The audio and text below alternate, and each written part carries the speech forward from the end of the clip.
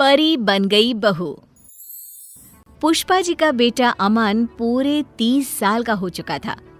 पुष्पा जी के परिवार में उनके पति और इकलौता बेटा अमन ही था। पुष्पा जी अपने बेटे अमन की जल्दी से शादी करवाना चाहती थी, लेकिन अमन था कि उसे कोई लड़की पसंद ही नहीं आ रही थी, क्योंकि अमन जो नौकरी करता था उसमें उसे बहुत ज्यादा तनख्वाह नहीं मिलती थी। एक दिन सुबह के वक्त अमन के पिता कहते हैं, अरे अमन बेटा, तुम जल्दी कोई नौकरी बदल लो। इतनी कम तनख्वाह में तो तुम्हारे लिए लड़की ढूंढना बहुत मुश्किल होता जा रहा है। पापा, आप तो जानते हैं ना मैं कितनी कोशिश कर रहा हूँ, लेकिन इस वक्त तो लोगों को नई नौकरी मिलना तो दूर, पुरानी नौकरी बचाना भी मुश्किल पड़ रहा है। हाँ, वैसे बात तो तेरी ठीक है बेटा, लेकिन क्या करें, तेरी उम्र 30 साल की हो गई है और अगर जल्दी तेरी शादी हुई नहीं तो क्या होगा आगे चलकर। अरे मम्मी पापा, मैं बार बार शादी की बात सुनकर बहुत थक गया हूँ, और ये सुबह ऑफिस जाते वक्त ये सब बातें नहीं हो तो बेहतर है। लेकिन मैं भी क्या करूँ बेटा, अब मैं भी बूढ़ी हो चुकी हूँ। जल्दी से घर में बहू आ जाए, घर के काम काज में मेरा थोड़ा हाथ बंटवा दे तो मुझे भी कुछ सहारा मिले ना। मैं समझता हूँ, लेकिन मैं क्या कर सकता हूँ।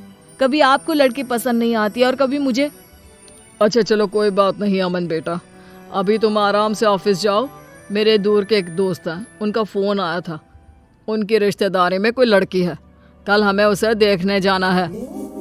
फिर से लड़की देखने जाना है पापा? मैं परेशान हो चुका हूँ ये बार बार नई नई लड़कियां देख देख कर। अरे अब ये तो करना ही पड़ेगा ना, तुम्हें इसमें भी कोई परेशानी है?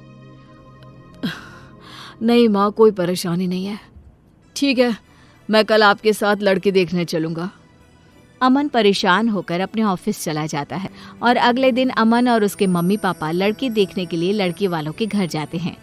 लड़की की माँ कहती है, ये हमारी बेटी है सुधा, बहुत संस्कारी है हमारी बच्ची। जी हाँ, आपकी बेटी तो दिखने में भी काफी अच्छी लग रही है। भाई मुझे तो ये बहुत पसंद है। अब आपको भी हमारा बेटा पसंद हो तो आप भी बता दीजिए। देखो बहन जी, दिखने में तो आपका बेटा भी काफ़ी अच्छा दिखता है, बस अब यही जानना बाकी रह गया है कि आपका बेटा कमाता क्या है। मेरी तनख्वाह 20,000 है। हो सकता है आने वाले टाइम में मुझे कोई अच्छी नौकरी मिल जाए और तनख्वाह और बढ़ जाए। जी हाँ, मेरा बेटा पूरी कोशिश कर रहा है और बहुत जल्दी उसको अच्छी नौकरी भी मिल जाएगी। लेकिन इस बात की कोई गारंटी थोड़ी ना है, शादी के बाद भी अगर आपके बेटे को अच्छी नौकरी नहीं मिली तो। हाँ जी, आप बिल्कुल ठीक कह रहे हैं, और वैसे भी 20,000 में आजकल होता ही क्या है। माफ कीजिएगा भाई साहब, हमें ये रिश्ता मंजूर नहीं। देखा माँ, मैंने आपसे पहले ही कहा था, जहाँ आपको लड़की पसंद आ जाती है वहाँ पर मेरी कम तनख्वाह के चलते कोई शादी करने को तैयार नहीं होता। ये सारी बातें हम घर चलकर भी तो कर सकते हैं। अमन, गुस्सा करने का कोई फायदा नहीं। अमन अपने परिवार के साथ वापस घर लौट आता है। कुछ दिनों के बाद पुष्पा जी एक नया रिश्ता लेकर अमन के पास जाती हैं। अमन बेटा, देखो मेरी सहेली की बेटी है, इसका रिश्ता आया है तुम्हारे लिए। ये लोग कल ही हमारे घर आ रहे हैं। ओहो, फिर से लड़की देखनी पड़ेगी क्या? एक आखिरी बार, और मुझे लग रहा है कि इस बार तुम्हारा रिश्ता जरूर हो जाएगा। अगले दिन पुष्पा जी की सहेली अपनी बेटी को लेकर उनके घर आती है और दोनों परिवारों में आपस में बातचीत होती है। देखो, मैं पहले ही तुम्हें बता देती हूँ कि मेरे बेटे की तनख्वाह बहुत ज्यादा नहीं है, लेकिन इसमें कोई बुरी आदत नहीं है। मेरा बेटा बहुत संस्कारी है। अरे बहन जी, क्या फर्क पड़ता है अगर आपका बेटा 20,000 रुपए कमाता है। लड़का भाई अच्छा होना चाहिए, पैसों का क्या है, वो तो बाद में भी कमा लेगा। ये हुई ना बात, फिर तो हमारे बच्चों का रिश्ता जरूर पक्का हो जाएगा। बस अमन अपना जवाब बता दे। अमन बेटा, तुम्हें मेरी बेटी पसंद तो है ना? क्या मैं इस बात का जवाब 1-2 दिन में दे सकता हूँ?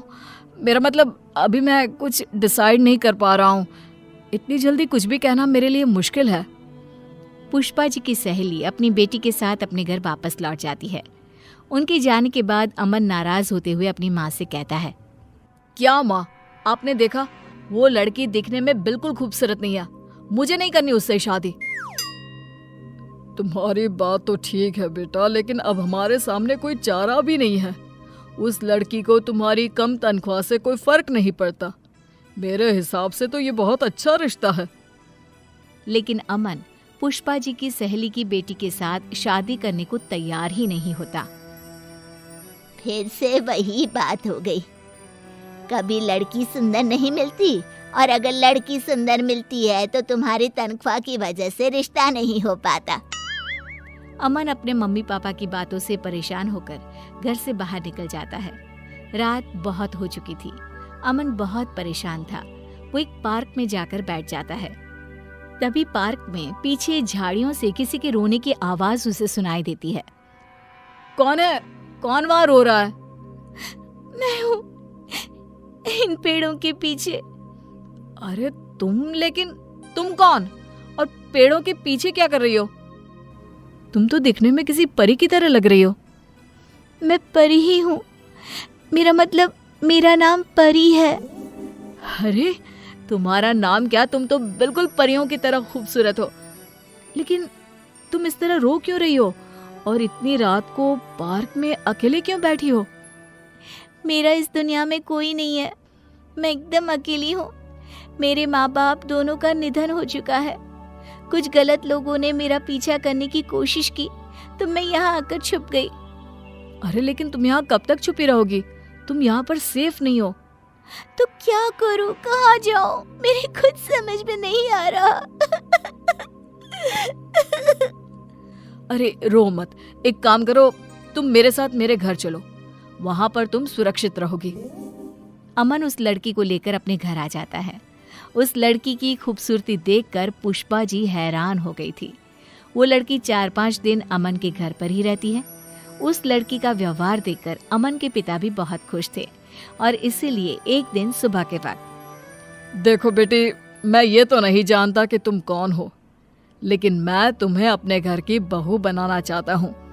हाँ, मैं भी कब से वही बात सोच रही थी, लेकिन फिर मुझे लगा पता नहीं परी को अच्छा लगे भी या नहीं। मुझे इस बात से कोई ऐतराज नहीं है।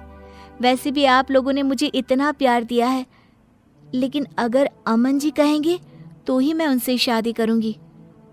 मैंने तो जब तुम्हें पहली बार देखा था ना, तभी अपनी पत्नी बनाने का फैसला कर लिया था।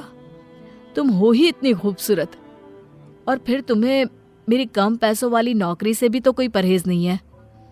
नहीं, मुझे आपका परिवार बहुत अच्छा लगा और मैं हमेशा आप लोगों के साथ रहना चाहती हूँ। और इस तरह पुष्पा जी को परी के रूप में एक बेहद खूबसूरत बहू मिल गई।